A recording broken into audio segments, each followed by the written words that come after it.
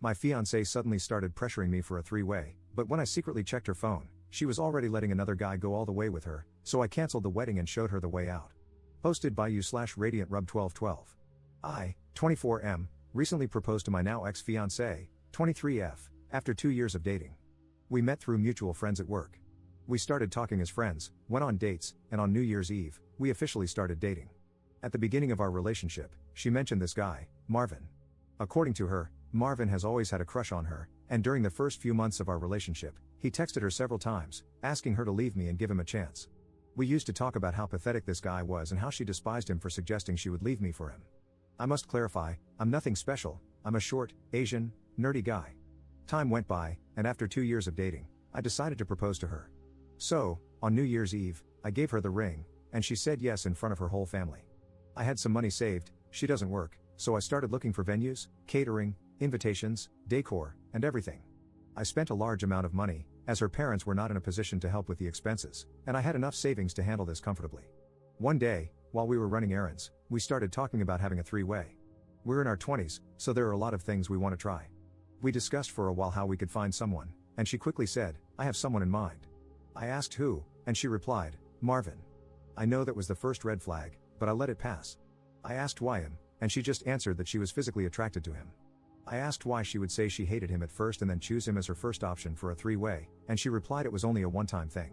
So I told her it was okay, but we needed to talk later to set rules, limits, and I would like to talk to him personally before giving the green light. During the next couple of days, she started acting really excited, coming to me to show hotels and asking when we were going to meet with him, talking about how exciting everything was. I told her we needed to discuss things first, as it's not as easy as it sounds, and we needed to set some limits. After that, she calmed down for a day or two but then started bringing up the subject again. It reached a point where she insisted so much and brought up the topic so many times that I ended up telling her that she either needed to calm down, or the three-way wasn't going to happen. She apologized and mentioned I was right, but something still didn't feel right. That afternoon, while we were taking a nap and she was sleeping, I went through her phone and found out she had been cheating on me with him for a couple of months. They had been meeting while I was at work, and she even sent him one of those kink tests you can find online to see if his kinks matched hers. To say I was furious is an understatement. She woke up while I was checking her phone, and I confronted her. She started crying, saying she was sorry and that she didn't know what she was doing. I packed my things and stormed out to stay at a hotel. That night, I got a call from her parents, accusing me of ruining the engagement and acting like a baby, saying I was the one who brought up the topic of the three-way and that their daughter wasn't at fault. I hung up without saying anything and started canceling everything I had planned for the wedding.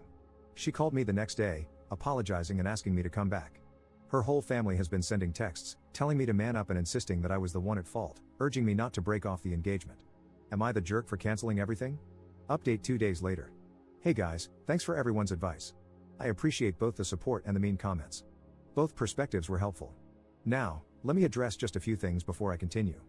My ex stopped working to go to college. We met at work, but she quit once we moved in together. Yes, my now ex-fiancée told her parents we were breaking up because I suggested the three-way and got mad when she mentioned Marvin. And her parents believed her. Yes, I needed reassurance to make sure I wasn't at fault. I've been conditioned all my life to be a doormat, so it's hard to stand up for myself. Here's the update. After reading all your messages, I reached out to my father-in-law, and we agreed to meet at a nearby mall to talk about the reasons why I broke off the engagement. I had a good relationship with him, as we both share the same interests and hobbies, so I figured we could have a conversation. We met, and even though he seemed mad, he agreed to listen. I took screenshots of the conversations my ex-fiancée had with Marvin and showed them to him. After looking at everything, he told me that my ex had given them a completely different story. According to him, my ex went to them crying, saying I was breaking the engagement because I wanted to have a three-way, and when she picked Marvin as the third, I snapped at her. He also mentioned that Marvin has been coming by to check on my ex, as she has been staying with them since we broke up. We went to my apartment and packed all of her belongings to move her out. The ring was at the apartment as well, so I kept it. We're on our way to drop everything off with her right now. I'll keep you guys updated. Second update 10 days later. Hey guys, I'm back. I know y'all have been waiting for this update. I had to create a new account because I got shadow banned on the other one. I apologize for the delay. So after picking up my ex's belongings, my father-in-law and I drove to his house. The ride there was awkward, to say the least. When we got there, we walked in, and guess who was there? Exactly, effing Marvin. They were all in the living room. My ex looked like she'd been crying for a while, Marvin was hugging her, and my mother-in-law was sitting next to her with a box of tissues. My mother-in-law saw me enter and immediately asked my father-in-law what I was doing there. He responded, "We all need to talk about the situation," and he came to clarify some things. We all sat down, and Marvin was about to leave the room when my father-in-law said, "No, please stay, you're part of this too." Marvin sat down, but it was clear he wasn't handling things well. His right leg was bouncing, and he tried his best not to make eye contact with me or my ex. My father-in-law then started by saying that I had agreed to continue with the engagement, which made my mother-in-law and my ex smile. However, my father-in-law said I had one condition: Marvin must show him his WhatsApp conversation with my ex. At that moment, I was shocked. I was about to argue, but then I understood something. Most likely, my ex had deleted the conversation with Marvin, but there was a chance Marvin hadn't. Marvin tried to protest, but my father-in-law insisted and asked him to do this for his daughter. My ex and Marvin glanced at each other, while my mother-in-law sat silently, looking at my father-in-law. Finally, Marvin stood up and left without saying anything else. My ex started crying again, but my father-in-law told her to shut up.